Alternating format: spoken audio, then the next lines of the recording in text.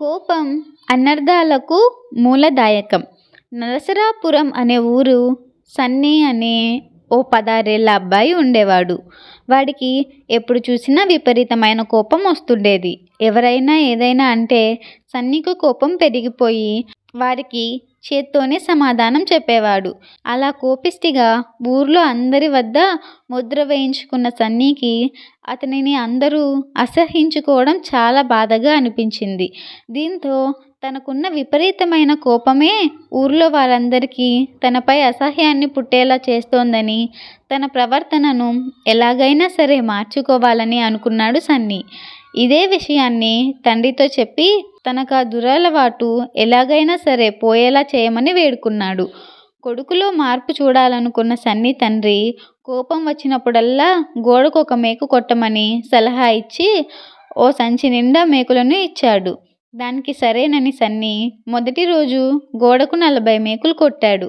అలా నెమ్మదిగా సన్నీ తన కోపాన్ని తగ్గించుకుంటూ వచ్చాడు. అలాగే కోపంతో పాటు సన్నీ గోడకు కొట్టే మేకుల సంఖ్య కూడా క్రమంగా తగ్గసాగింది. గోడలకు మేకులు కొట్టడం కన్నా తన కోపాన్ని తగ్గించుకోవడమే సులభం అనిపించింది సన్నీకి. చిట్ట చివరికి ఓ రోజంతా సన్నీకి కోపమే రాలేదు. ఆ విషయం తండ్రి వద్దకు పరిగెత్తుకుంటూ వెళ్ళి సంతోషంగా చెప్పాడు. చూడు బాబూ, నీకు ఏ రోజైతే కోపం రాదో ఆ రోజున గోడకు కొట్టిన మేకుల్లో ఒకదాన్ని తీసేయి అని చెప్పాడు సన్నీ తండ్రి. తండ్రి చెప్పినట్లుగానే కోపం రాని రోజు గోడకున్న మేకులను ఒక్కోదాన్ని తీసివేయడం మొదలుపెట్టాడు సన్నీ. చివరికి ఒకరోజు గోడకు కొట్టిన మేకులన్నింటినీ తీసేశానని తండ్రికి చూపించాడు. దీంతో సన్నీ ఇచ్చిన మేకులను చేతుల్లోకి తీసుకున్న తండ్రి గోడ వద్దకు వెళ్ళాడు. చూడు నాన్న, గోడకు పడిన రంధ్రాలు చూసావా? అవి ఎప్పటికీ మూసుకుపోవు. అలాగే కోపంలో మనమనే మాటలు జీవితాంతం దాకా చెరగని మచ్చల్లాగే ఉండిపోతాయి. నువ్వు ఎన్నిసార్లు క్షమాపణలు చెప్పినా అది సరిపోదు.